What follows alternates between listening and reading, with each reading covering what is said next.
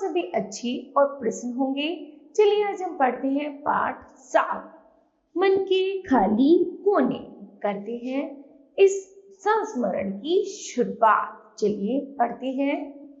आज शहरों में बड़े बड़े मॉल खुल गए हैं, जहां जगमगाती शोरूम में झिलमिलाती वस्तुओं की बेशुमार वैरायटी मिल जाती है। पर फिर भी बचपन में घूमे गए मेलों की स्मृति भुलाए नहीं भूलती। अर्थात कवि बता रहा है, भले हम कितने मॉलों में क्यों ना घूमे, लेकिन बचपन में जो हमने मेले घूमे थे उनकी याद नहीं भूलती। वो आनंद, वो उत्साह, वो सस्ती सी वस्तु को पाकर भी स्वयं को सम्राट तुल्य अनुभव करने की अनुभूति मन की सुकोमल सतहों में आज भी अमिट है।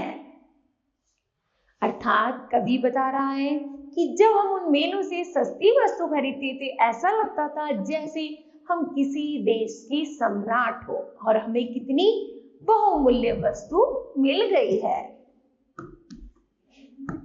याद आती है वह निरीह मां जो दाना भाव के कारण सदा चिंतित रहती थी।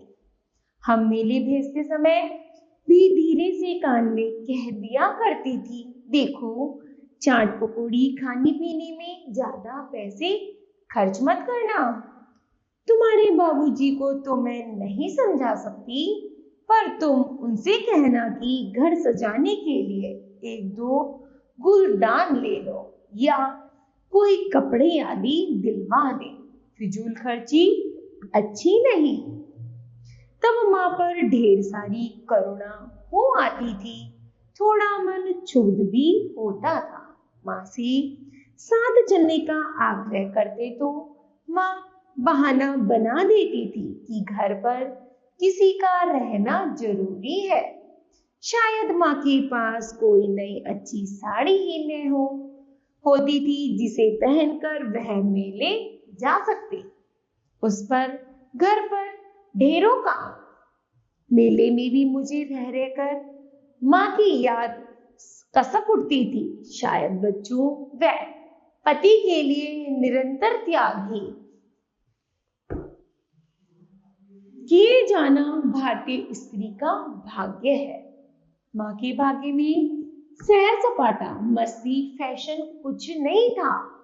थी तो केवल परिवार का जीवन स्तर ऊंचा उठाने की चिंता और अनावृत काम में जुटे रहने की कोशिश। कभी कभी मां स्कूल जाते समय अपने रुमाल की गांठ खोलकर 10 पैसे का सिक्का हथेली पर बड़े प्यार से रख देती थी और कहती थी, इंटरवल में कुछ खा लेना। उस सिक्के को खर्च करते हुए मेरे हृदय पर इतना जोर पड़ता था कि कई कई दिन वह मेरे पेंसिल बॉक्स में ही कैद रहता। उस सिक्के में मुझे मां की दयनीय सूरत नजर आती और खर्च करने को मन ही नहीं मानता। मां की मेहनत रंगलाई सजगता और सावधानी से समाज के उच्च वर्ग की सीढ़ियों पर चढ़ते चढ़ते हम भूल गए कि धन के बदले हमने किसकी जीवन की सांसें दे दी हैं। मां की अथक मेहनत और त्याग ने आज हमें धनिकों की श्रेणी में लाकर रख दिया है और बड़े बड़े आलीशान शोरूमों से हम शान से खरीदारी कर सकते हैं।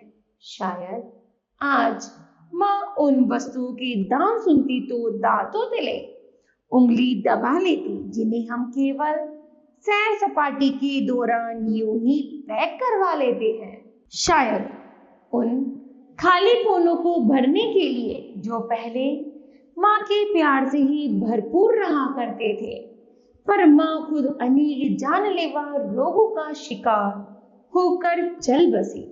मां, क्योंकि तुमने यह चाहत की कि हम भी धनवान बने, जबकि तुम जानती थी कि धन एकत्रित करने की चाह में तुम्हारी काया जर्जर होती जा रही है, अर्थात कमजोर होती जा रही है। क्यों सुख व आराम की 2 घड़ियां भी नहीं मिल पाए तुम्हें? हम तो नादान थे, पर तुम तो जानती थी कि तुम अपने ही साथ अन्याय कर रही हो। तुमने न कभी रस लेकर खाया, न कभी चैन से सोकर देखा, न कभी आभूषण सजाए, न ही सहेलियों के साथ सावन के झूले झूले। माना तुम्हारे घर एक के बाद एक 4 बेटियां आ गई, पर उन्हें लाड कराने में तुमने खुद को क्यों बिसरा दिया? उनके भविष्य को सुनहरा करने के लिए क्यों अपनी हिरनी जैसी आंखों को धुएं में झोंक झोंक कर धुंधली कर लिया? बताओ ना माँ, हमारे इस प्रश्न का उत्तर अब हमें कौन देगा? इस तरह बच्चों यह पाठ समाप्त होता है। तो बताओ आपने इस कहानी से क्या सीखा? तो हमने सीखा कि हमें हमेशा ध्यान रखना चाहिए कि हमारे बड़े बुजुर्ग माता पिता क्या कर रहे हैं अपने जीवन में, उन्होंने क्या किया, कितने संघर्ष किए, इसलिए हमें उनके संघर्षों को हमेशा सराहना चाहिए। ठीक है, तो मुझे आशा है बच्चों यह पाठ आप सभी को समझ आया होगा। धन्यवाद।